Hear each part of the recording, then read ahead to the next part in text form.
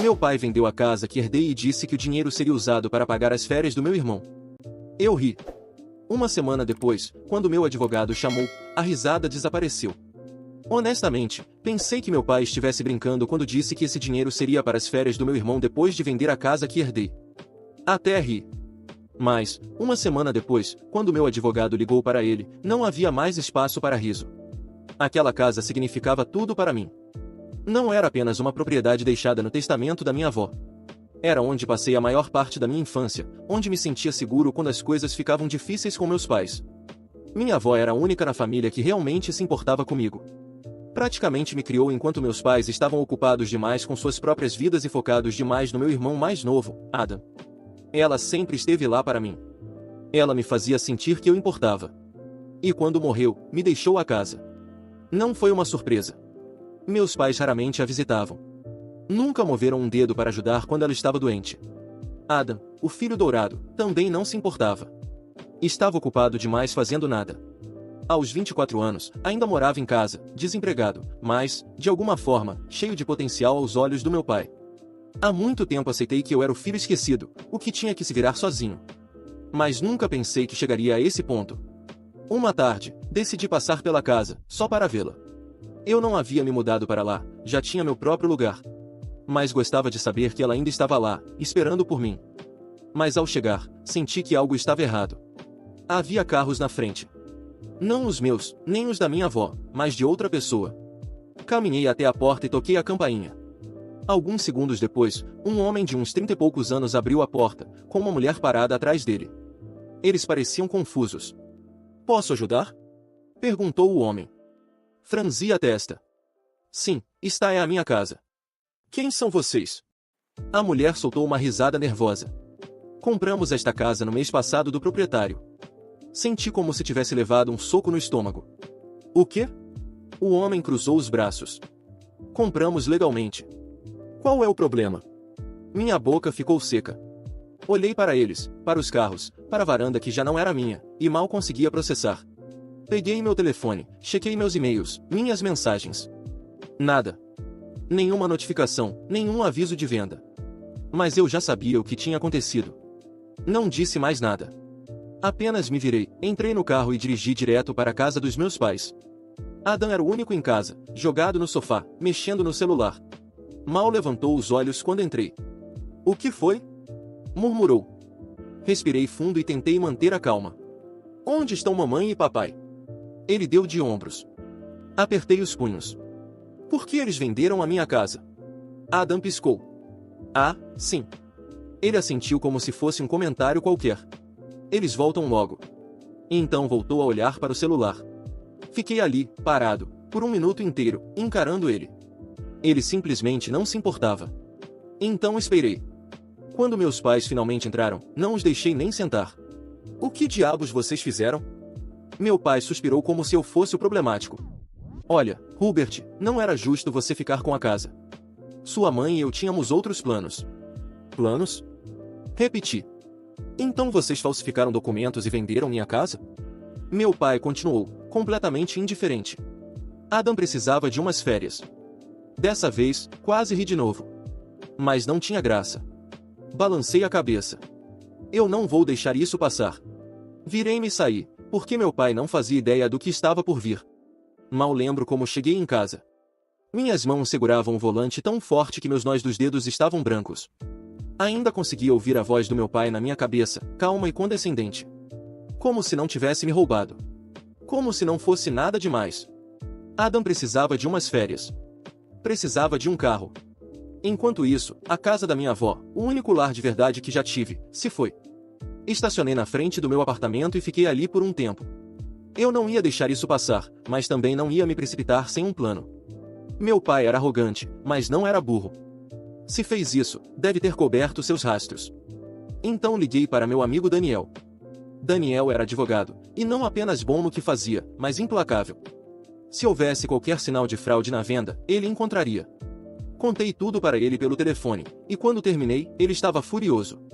"Me encontre amanhã no meu escritório", disse ele. "Traga tudo, e-mails, documentos, mensagens.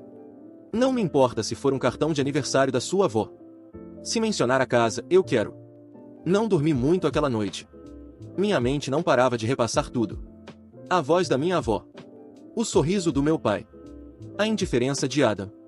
E, por baixo de tudo, um único pensamento. Eles acham que ganharam. Não tinham ideia do que estava por vir. Na manhã seguinte, me encontrei com Daniel no escritório dele. Entreguei cada documento que tinha. O testamento da minha avó, extratos bancários, até mensagens antigas onde ela falava sobre o quanto queria que eu ficasse com a casa. Ele revisou tudo por um tempo, então se recostou na cadeira. Seu pai é um idiota, disse, finalmente. Ergui uma sobrancelha. Por quê? Porque ele não só cometeu fraude, como deixou um rastro de papel. Daniel girou o monitor e me mostrou algo que eu não esperava. Uma assinatura falsificada. Minha assinatura. Me aproximei. Espera, essa não é minha. Daniel murmurou. Seu pai falsificou seu consentimento para a venda. E fez isso com um notário que já foi investigado por negócios duvidosos. E isso é péssimo para ele. Muito péssimo. Soltei um longo suspiro. Então, qual é o plano? Daniel estalou os dedos. Primeiro, enviamos uma notificação formal. Damos a chance de devolverem o dinheiro antes de levarmos isso ao tribunal. Mas, pelo que você me contou sobre seu pai, duvido que ele coopere. Nem em 1 milhão de anos, murmurei. Então, processamos. E se ele não puder pagar, terá que abrir mão dos bens. A casa, as economias, tudo. Assenti, sentindo algo que não sentia há tempos. Satisfação. Vamos fazer isso. Eu sabia que meu pai não devolveria o dinheiro. Ele era arrogante demais para admitir que tinha feito algo errado. Para ele, eu sempre fui um problema, um obstáculo entre ele e a sua versão ideal de família, onde Adam era o filho perfeito e eu era apenas um detalhe incômodo. Mas agora, ele tinha cometido um erro grande demais para ser ignorado. E eu ia garantir que ele pagasse por isso. Naquele mesmo dia, Daniel preparou a notificação formal. Ele enviou por e-mail, pelo correio e até fez questão de que um oficial de justiça entregasse pessoalmente. Eu quase queria estar lá para ver a cara do meu pai ao receber aquele documento. Mas eu sabia qual seria sua reação, desprezo, talvez até riso. Ele achava que podia me tratar como um nada impunemente. Achava que ia se safar. 2 dias depois, recebi uma ligação. Era minha mãe. Hubert, por que você está fazendo isso? Ela perguntou, com a voz exasperada. Apertei o celular contra a orelha. Você quer mesmo que eu te explique? É só uma casa. Ela insistiu. Seu pai e eu tomamos essa decisão porque achamos que era o certo. Você já tem seu próprio apartamento, Hubert. Você não precisava daquela casa. Fechei os olhos por um instante, tentando controlar a raiva. Eu não precisava? Você está falando da casa onde fui criado. Da casa que minha avó me deixou porque ela sabia que vocês nunca se importaram comigo. E vocês venderam para bancar férias do Adam. Vocês acham isso normal? Não é assim tão simples. É exatamente assim. Interrompi. Vocês falsificaram minha assinatura. Isso é crime. Minha mãe ficou em silêncio por um momento, e eu soube que ela sabia que eu estava certo. Mas, no fim, ela apenas suspirou e murmurou. Você sempre foi tão dramático. Eu desliguei o telefone. Não havia nada para discutir. O prazo para a resposta da notificação venceu sem nenhuma tentativa de acordo. Nenhuma surpresa. Meu pai realmente acreditava que eu não teria coragem de levar isso adiante. Então, Daniel entrou com o processo. A reação não demorou. No dia seguinte, Adam me mandou uma mensagem. Adam, sério? Você está processando a própria família por causa de uma casa velha? Que ridículo. E sem humor, Adam, que nunca teve que lutar por nada na vida, achava que eu estava exagerando. Ele não fazia ideia do que era ter algo que realmente importava roubado de você. Não respondi. Ele não merecia uma resposta. Mas meu pai não ficou calado. No fim daquela semana, Daniel recebeu um e-mail do advogado dele. Um advogado medíocre, provavelmente um amigo da família que aceitou o caso para tentar nos intimidar. O e-mail dizia algo como: meu cliente nega todas as acusações. A propriedade foi vendida legalmente e qualquer tentativa de contestação será tratada como assédio e difamação. Eu mostrei o e-mail para Daniel. Ele leu, revirou os olhos e soltou uma risada. Ele está blefando. Se estivesse tão seguro, já teria apresentado documentos provando que a venda foi legítima. Mas não pode, porque a assinatura é falsa. Então seguimos com o processo? Sem dúvida. Os dias seguintes foram um inferno. Meus pais começaram a espalhar para a família que eu estava tentando destruir a vida deles. Recebi mensagens de tios, primos, até alguns conhecidos me dizendo que eu estava levando as coisas longe demais. É só uma casa. Ele é seu pai.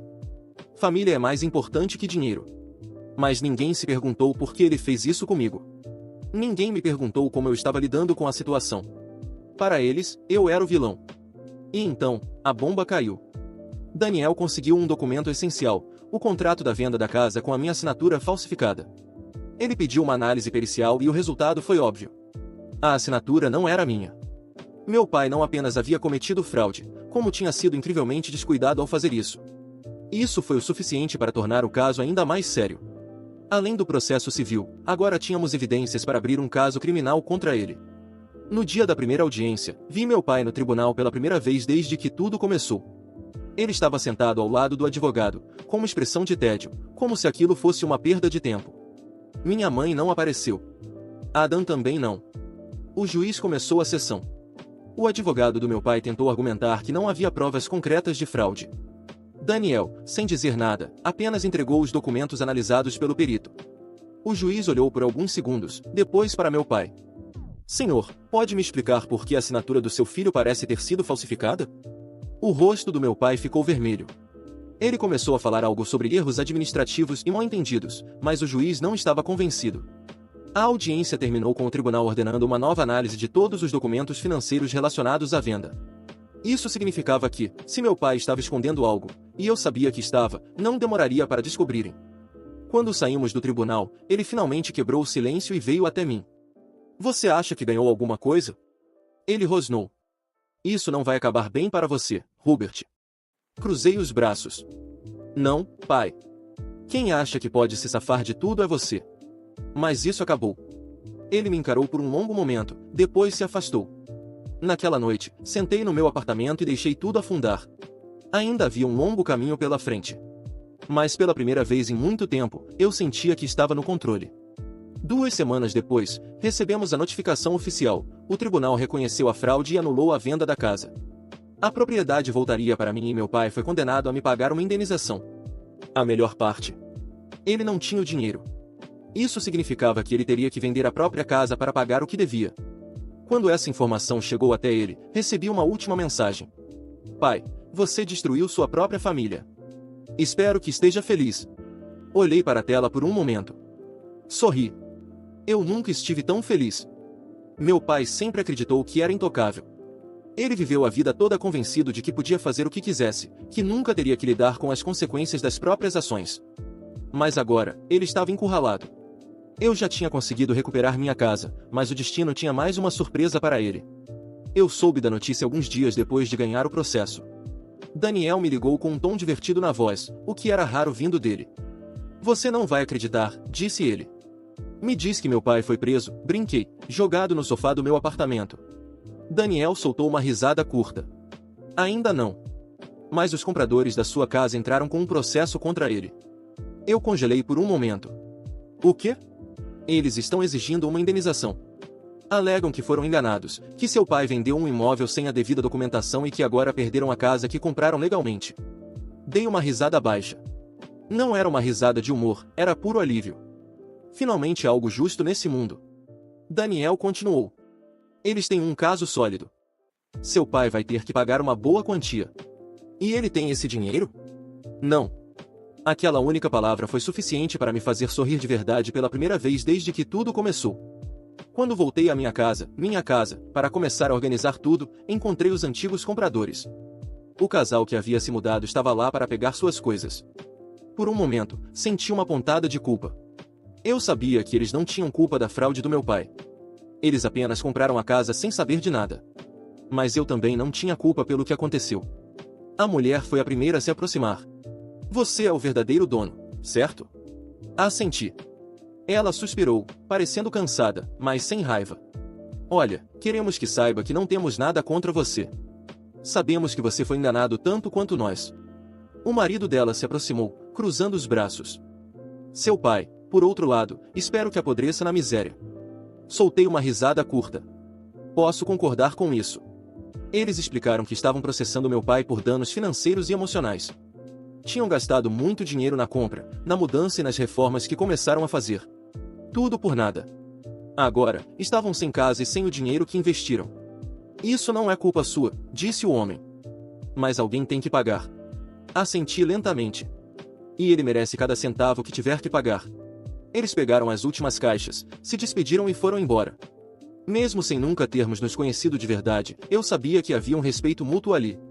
Eles não me viam como um inimigo, e eu entendia perfeitamente por que estavam processando meu pai. Agora, com minha casa de volta, pude finalmente respirar. Era estranho estar ali depois de tudo o que aconteceu. Andei pelos cômodos, sentindo o peso de cada memória. O cheiro ainda era o mesmo. O barulho do vento passando pela janela do quarto ainda era familiar. Era como se a casa tivesse estado esperando por mim o tempo todo. Eu não me arrependia de nada. Minha família inteira me via como um traidor agora. Minha mãe não me ligou desde a última vez que falamos. Adam, como esperado, postou indiretas ridículas nas redes sociais, falando sobre como a inveja destrói famílias e como o dinheiro não compra amor.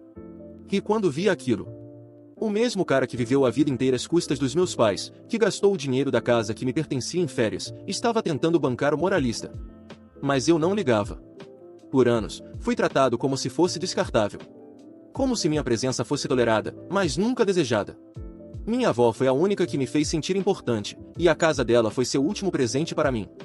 Meu pai tentou roubar isso de mim. Tentou apagar a única coisa que eu tinha que realmente significava algo. E falhou. Agora, ele estava prestes a perder tudo. A casa dele provavelmente seria vendida para cobrir as dívidas. Ada não teria mais onde ficar. Minha mãe, que sempre ficou do lado do meu pai, agora teria que escolher entre bancá-lo ou deixar que ele se afundasse sozinho. E eu? Eu estava bem. Pela primeira vez, me sentia em paz. Não me arrependo de nada. Se pudesse voltar no tempo, faria tudo de novo. Se tivesse que enfrentar minha família no tribunal mais uma vez, não hesitaria. Porque finalmente aprendi uma lição que deveria ter entendido há muito tempo. Família não significa nada quando essas pessoas não te tratam como tal. E eu não devia nada a ninguém. A notícia de que meu pai teria que pagar não só para mim, mas também para os compradores, foi o golpe final. Ele tentou recorrer, tentou alegar que tudo tinha sido mal-entendido, tentou até se fazer de vítima para o juiz. Mas a verdade estava escancarada diante de todos. Ele não apenas cometeu fraude, como enganou duas partes ao mesmo tempo. E, no fim, a justiça foi feita. A sentença final determinou que ele teria que pagar uma indenização significativa tanto para mim quanto para os antigos compradores. O valor era alto demais para ele cobrir com o que tinha, e como já esperávamos, ele teve que vender sua própria casa. Foi um processo humilhante. Ele tentou evitar de todas as formas, até cogitou colocar a casa no nome de outra pessoa para esconder os bens, mas Daniel estava um passo à frente e garantiu que isso não acontecesse. Eventualmente, sem saída, ele colocou a casa à venda e, ironicamente, a mesma casa onde ele e minha mãe viviam acabou sendo comprada por estranhos. Minha mãe entrou em desespero. Pela primeira vez, ela parecia entender as consequências de tudo que tinham feito. Tentou me ligar algumas vezes, mas eu nunca atendi. Não havia mais nada a dizer. Quando finalmente se mudaram, meu pai ficou com um apartamento pequeno em um bairro muito mais simples do que o luxo que ele estava acostumado. Minha mãe foi com ele, porque, no fim das contas, sempre foi cúmplice. Adam, por outro lado, entrou em um estado de negação total. Ele nunca trabalhou, nunca teve que lidar com responsabilidade alguma, e de repente, se viu sem casa e sem a mesada que sempre recebeu. No dia em que tudo se resolveu, ele teve a audácia de me procurar. "Você é um desgraçado", disse ele, furioso. "Você destruiu nossa família por causa de uma casa velha." Eu ri, mas não de felicidade. Era uma risada amarga, de quem finalmente percebeu o nível de alienação em que ele vivia. "Eu destruí nossa família?" Perguntei, cruzando os braços. "Não foi o nosso pai que vendeu uma casa que não era dele? Não foi ele que falsificou minha assinatura?" Ele bufou. "Ele só queria ajudar. Ele queria ajudar você. Como sempre." Ele me olhou como se eu fosse um estranho. "Você sempre foi invejoso. Sempre odiou que eu tivesse tudo fácil e você tivesse que se esforçar. Essa foi a gota d'água. Eu me esforcei porque não tinha outra escolha. Porque enquanto você era mimado e protegido, eu tive que me virar. A vovó foi a única pessoa que realmente se importou comigo, e vocês tentaram roubar a única coisa que ela me deixou." Ele revirou os olhos. "Ah, por favor, não vem com esse drama." Eu me aproximei dele e mantive a voz firme. "Presta atenção, Adam, porque essa é a última vez que vamos nos falar. Você é um parasita. Passou a vida toda sugando tudo dos nossos pais sem nunca mover um dedo para ser alguém. Mas agora?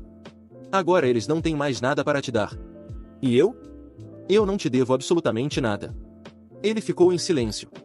Pela primeira vez, parecia sem palavras. Você quer saber como isso vai terminar? Continuei. Papai vai passar o resto da vida amargo e quebrado, mamãe vai continuar fingindo que nada é culpa dela, e você vai ter que aprender a se virar sozinho. Boa sorte com isso. Então, simplesmente me virei e fui embora. Nunca mais olhei para trás.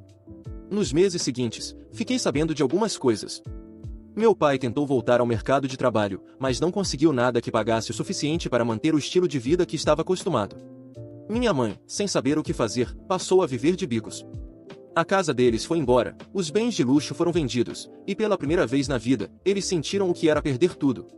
Adam tentou pedir ajuda para outros parentes, mas ninguém queria bancá-lo. Ele acabou tendo que dividir um apartamento com 2 conhecidos e finalmente começou a procurar emprego.